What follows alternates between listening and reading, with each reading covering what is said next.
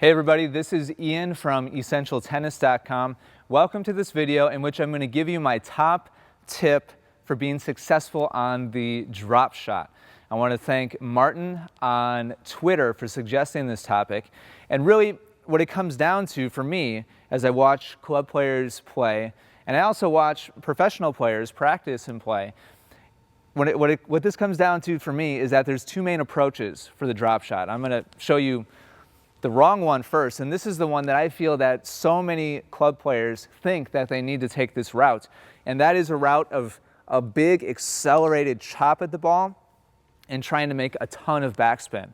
Now don't get me wrong, if you can hit a shot at the right trajectory, the right softness, and with a lot of backspin, it's brutal. You know, your opponent's not going to get to it. But the problem that we run into when you try to really chop at it and create a whole bunch of backspin is it's very difficult to control exactly the depth of your shot. There's a pretty good one there, not bad.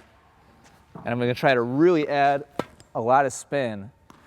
And that spin's going to make the ball just kind of stop where it is, where it bounces.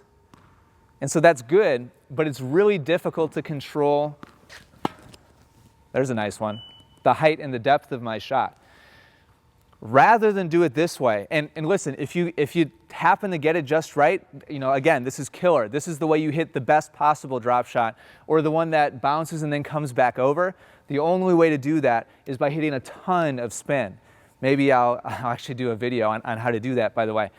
But in the meantime, the way that you want to do it in a match so that you're consistent, rather than going for a big chop, is simply to relax your hand, relax your grip, your wrist, your forearm, and just allow the racket to absorb pace from the ball, as opposed to trying to hack at it and spin it a lot to slow it down and make the ball check and come back. Let me show you what I'm talking about. So here's the second method, which is just being smooth and relaxed and soft. And you can still get very, very nice results this way. But the key is that you're going to be much more consistent. That big chop makes it difficult to get the same result over and over again. If you're calm and relaxed and smooth, it's very easy to hit a similar shot over and over again. So I'm not doing anything fancy here.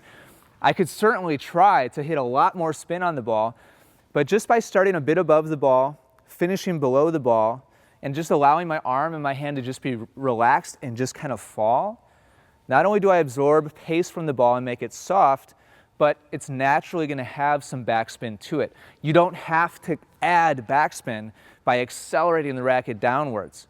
You can, but your consistency is going to plummet.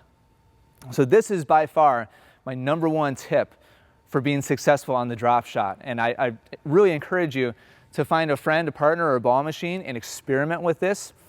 Yes, it's important to have some backspin. Yes, it's important to hit it short. But really, if you can't do it consistently, and especially in a match situation, then what good is it, right? I mean, it's fun to do it really well once in a while, but in my opinion, it's more fun to win and make it more consistently. So hopefully this is helpful to you. Thank you so much for watching. If you have any comments or questions, leave those down below. If you're watching on YouTube, do me a favor and click like, and also subscribe to my channel so that you don't miss out on any future lessons. Thank you for watching, and I'll talk to you again very soon.